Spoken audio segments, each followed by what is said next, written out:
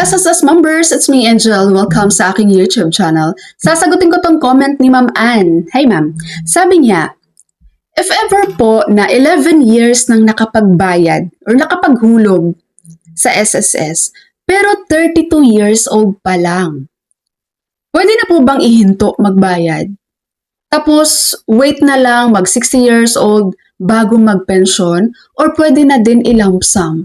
Hindi ka pwedeng mag-lump sum ha. Walang retirement claim sa SSS nang wala ka pa naman sa retirement age, 60 years old and up. And tungkol naman sa question nyo kung pwede na kayong huminto ng contributions dahil na-reach nyo na ang 120 months, pwede naman po. Pero may mga disadvantage po dyan. Kapag ngayon pa lang ihinto mo na ang contributions mo, ang bata-bata mo pa. Ano namang mga disadvantage yan, Miss Angel? Kapag ngayon ay ihinto mo na or mag-stop ka na ng contribution sa SSS. Number 1, paano kapag nagkasakit ka, girl? No? Paano kapag nagkasakit ka po? Hindi ka na eligible na mag-file ng claim sa SSS ng sickness benefit. Wala kang makukuhang sickness benefit. Bakit? Dahil po ang computation ng sickness benefit, yung contributions mo, yung 12-month contributions mo bago ang semester ng iyong sickness, doon kukuha si SSS nang i-compute nila para doon sa sickness benefit na ibibigay sa'yo. Ipaano kung hihinto ka, so wala nang makukompute doon sa SSS dahil wala nang contributions yun, so wala kang makukuhang sickness benefit. Hindi natin alam ang buhay guys, di ba? Paano kapag nagkakasakit ka? Sayang naman yung makukuha mo sanang benepisyo sa SSS kung naguhulog ka. Number 2, na disadvantage. Paano kapag nabuntis ka po? Lalo na ang bata nyo pa, di ba? Pag nabuntis kayo, hindi rin kayo eligible na mag-file ng maternity benefits. Wala kayong makukuhang maternity benefits. Sayang naman. Dahil sa maternity benefits, guys, meron itong qualifying period.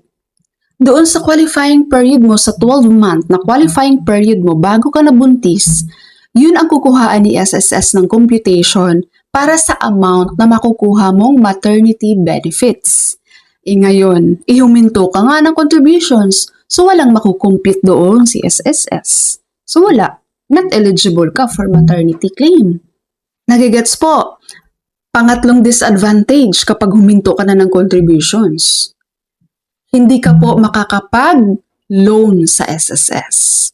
Dahil pag maglo-loan tayo sa SSS guys, doon sa 12-month, bago tayo mag-apply ng loan, dapat meron man lang tayong naging contributions doon kahit 6 months man lang.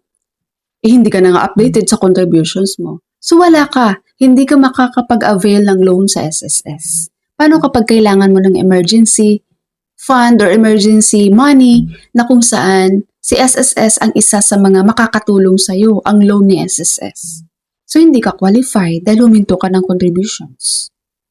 And number 4 na disadvantage, mababa lang ang pensyon na makukuha mo sa SSS. Tandaan niyo po, mas maraming contributions, mas malaking contributions, mas mataas ang pensyon mo sa SSS.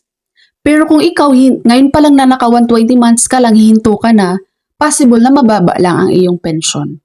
Kasi minimum requirements lang yung 120 months, guys.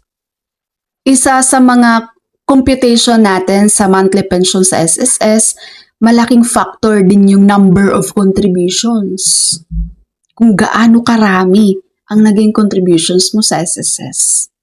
'Di ba? Kaya kung may kakayahan ka naman na ipagpatuloy ang hulog mo sa SSS, kahit hindi mo siya gawing monthly, guys, 'di ba? Ang importante na dadagdagan mo yung contributions mo. Hindi ka na nanatili lang doon sa 120 months. So kahit hindi mo gawing monthly yan, kung may mga claims ka man, benefit, sickness, or whatever kay SSS, may makukuha ka. Dahil active ka namang naguhulog. Hindi nga lang monthly. Hindi nga lang buwan-buwan. Diba? So kung may kakayahan kayo to continue your contributions, why not? Sooner or later, kayo lang din naman po ang magbe-benefits dyan sa mga hinuhulog nyo sa SSS. Kayo lang din ang mag-i-enjoy dyan. Diba? Yung pinaghirapan yung contribution sa SSS, balang araw ipagpapasalamat nyo rin yan guys, na nag-contribute kayo sa SSS. Okay? So that's all for my video for today. Thank you so much for watching everyone. God bless you all.